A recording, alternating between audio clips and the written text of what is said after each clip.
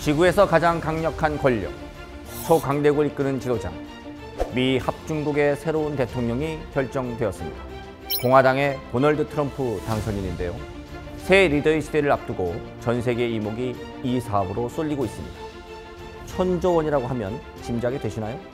바로 방위산업입니다.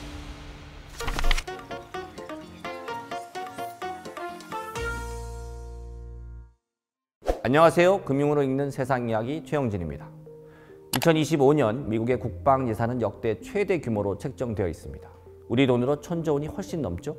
트럼프 당선인은요, 미국뿐만 아니라 다른 나라의 국방비 증가도 공공연하게 요청해 왔습니다. 재임 중 본격적인 압박이 이어질 가능성이 크죠?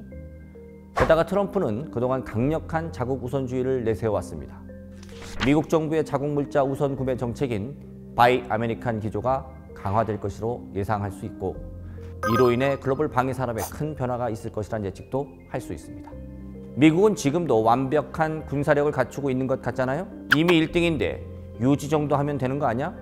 새로운 대통령이 방위 산업을 크게 밀어줄 필요가 있을까? 그런 생각 하실 수도 있는데요. 지금 미국 사정이 그렇게 녹록하지 않습니다. 21세기 들어 전쟁, 팬데믹, 중국의 급부상 등을 통해 미국 방위산업의 생태계의 문제점들이 속속들이 드러나고 있거든요. 그럼 뭐가 그렇게 문제냐? 일단은 자체 생산 능력이 현저히 떨어졌다는 겁니다. 불과 30년 사이에 미국의 방산 인력은 무려 63.5%나 감소했습니다. 여러 가지 이유가 있겠지만 가장 큰 원인은 1993년으로 돌아가 찾아볼 수 있습니다. 당시에 미국 정부가 방산업계를 뒤흔들어 놓은 정책 하나를 발표합니다. 향후 5년 내에 방산기업 수를 절반으로 줄이라는 겁니다. 냉전도 끝났겠다. 방산업체가 이렇게 많은 건 비효율적이라고 생각한 거죠. 그 결과 대규모 인수합병이 이루어지면서 공급업체의 수는 극단적으로 줄어들었고, 자연스럽게 미국 방위산업은 과점체제로 고착화됩니다. 그렇다 보니 자체 생산 역량은 점점 줄어들고 하청이나 아웃소싱에 의존을 하는 생산 구조를 띠게 되었죠. 자, 이런 상황에서 우크라이나 러시아 전쟁의 장기화, 이스라엘과 하마스, 헤즈볼라, 심지어 이란까지 중동의 상황은 격화되고 있고, 무기의 생산과 재고 확보의 필요성은 점점 더 증가하고 있습니다. 수요가 공급을 따라가지 못하게 되고 미국 정부도 심각성을 인지하죠. 거기다 중국이 무서운 속도로 발전을 하면서 미국이 중국을 본격적으로 견제해야 할 필요성이 생겼잖아요. 그런데 어라, 미국 방위산업 생태계를 보니까 중국산 원자재나 부품 사용량이 너무 많은 겁니다. 저렴해서 쓰던 가성비 부품들의 존재감이 너무 커져서 국가 안보와 직결되는 문제로 번지게 된 거죠.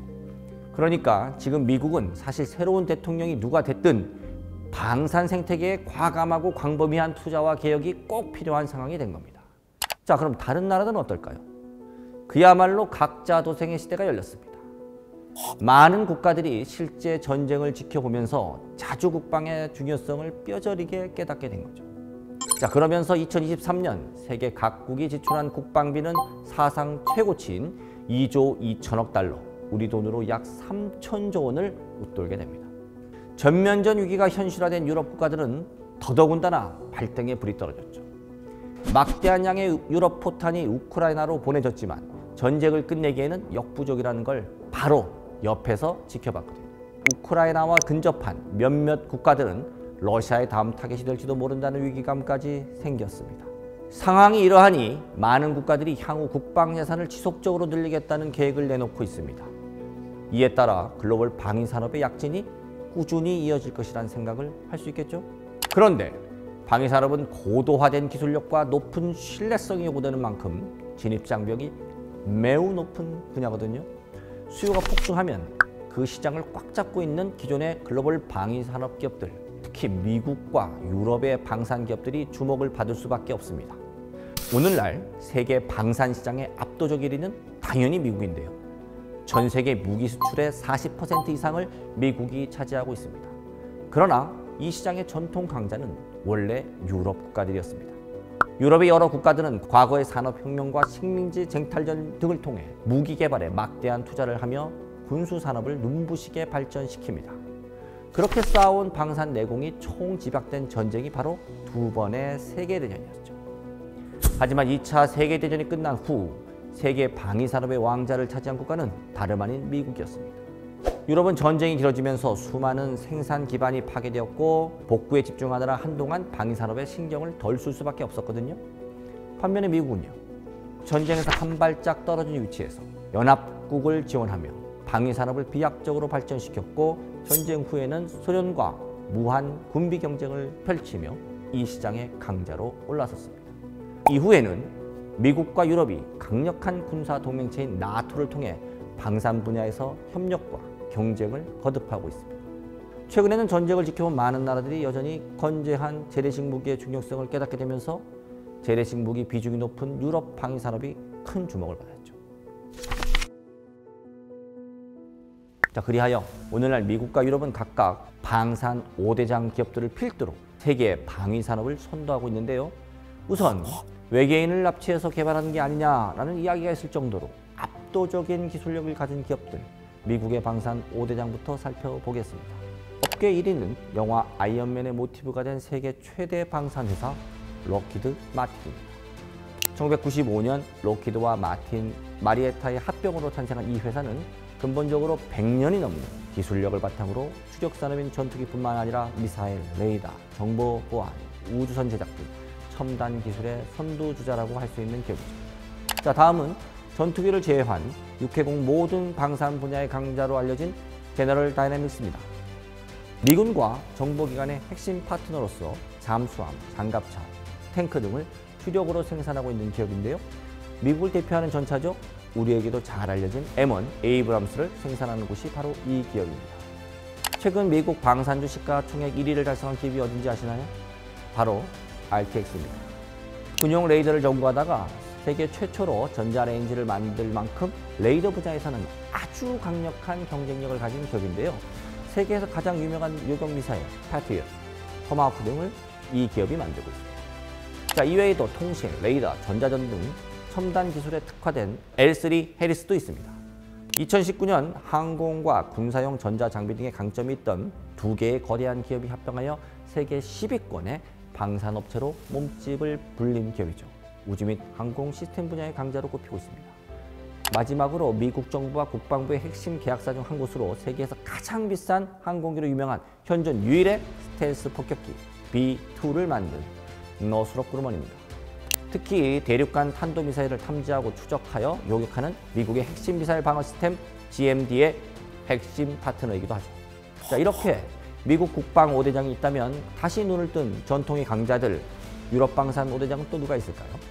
먼저 무려 540년 전에 세계 최초로 전차의 개념을 구상한 인물이죠. 레오나르도 다빈치의 이름을 따온 이탈리아 최대 종합방산업체 레오나르도입니다. 독특하게도 이곳은 공기업으로서 정부의 지원과 안정적인 재정 기반을 바탕으로 뛰어난 기술력을 일궈냈는데요. 특히 헬리콥터와 전자전 시스템의 강점을 지닌 세계 10위권의 방산 기업입니다. 자, 다음은 유럽 최대 규모 방산 기업 중 한 곳인 영국의 BAE 시스템즈입니다. 전투기, 군함, 잠수함, 탱크 등 모든 군사 영역을 아우르는 종합 방산 기업인데요. 영국 기업이지만 나토 국가들을 포함해 유럽과 미국 등 여러 나라와 다방면에서 긴밀하게 협력하고 있고요. 록히드 마틴의 F-35 전투기에도 BAE 시스템즈의 기술이 약 15% 정도 포함될 만큼 경쟁력 있는 회사입니다. 프랑스 최대 방산업체 탈레스 역시 글로벌 10대 방산업체 중 한 곳으로 꼽힙니다. 이집트 쿠푸왕의 피라미드의 높이를 계산해내는 등 많은 과학적 업적을 남긴 동명의 철학자 이름에서 따온 것처럼 연구 개발에 어마무시한 비용을 쓰는 걸로 유명한데요. 그 결과 16,000여 개 이상의 특허와 세계 100대 혁신 기업에 선정될 만큼 높은 수준의 기술력으로 항공우주, 레이더, 통신, 보병 차량, 사이버 보안 등 중장비나 시스템적인 부분에서도 강점이 있는 기업입니다. 우리가 월드컵에서 독일을 전차군단이라고 부르죠. 바로 여기에서 만든 세계적인 전차 시리즈 때문인데요. 바로 독일의 대표적인 방산기업 라인메탈입니다. 독일에게 전차 강국의 이미지를 확고하게 새겨준 팬저 2000과 레오파르트 등으로 재래식 무기의 최강자로 자리 잡은 기업입니다. 마지막으로 스웨덴은 이케아만 유명한 게 아닙니다. 한때 볼보와 치열하게 경쟁했던 프리미엄 자동차를 만든 브랜드로 이름을 날린 사브가 있습니다.